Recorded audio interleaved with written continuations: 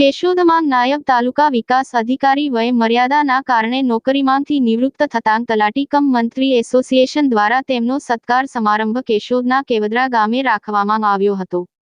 કેશોદ તાલુકા પંચાયતમાં વિવિધ વિભાગના ટેબલ પર બેસીને 38 વર્ષ સુધી નિષ્ઠા સાથે ફરજ બજાવતા એવા ધમેશભાઈ પંડ્યા પોતાની વય મર્યાદા નોકરીની પૂરી થઈ જતાં તેમને કેવદરા ખાતે તલાટી કમ મંત્રી એસોસિએશન દ્વારા ભવ્યાતિભવ્ય વિદાય સમારંભ યોજાયો હતો, જેમાં તાલુકાના દરેક ગામના તલાટી મંત્રીઓ આ ઉપરાંત વિવિધ સમાજના અગ્રણીની હાજરીમાં તેમનું શાલ ઓઢાડી સાકરનો પડો અને પુષ્પનો હાર પહેરાવી અને અલગ અલગ લોકો તરફથી મોમેન્ટો અર્પણ કરી તેમનું ભવ્ય સ્વાગત સન્માન કરવામાં આવ્યું હતું. આ તકે સન્માનના પ્રત્યુત્તરમાં નાયબ તાલુકા વિકાસ અધિકારી પંડ્યાભાઈએ જણાવ્યું હતું કે દરેક માણસ સરકારનો પગાર લઈ રહ્યો છે, ત્યારે સરકાર લગતી તેમજ નોકરી આવતી તમામ કામગીરી સાચી નિષ્ઠા સાથે બજાવવી જોઈએ તેવી શીખ પણ અન્ય નોકરી કરતા યુવાનોને આપી હતી. આ કાર્યક્રમમાં મોટી સંખ્યામાં લોકો ઉપસ્થિત રહ્યા હતા.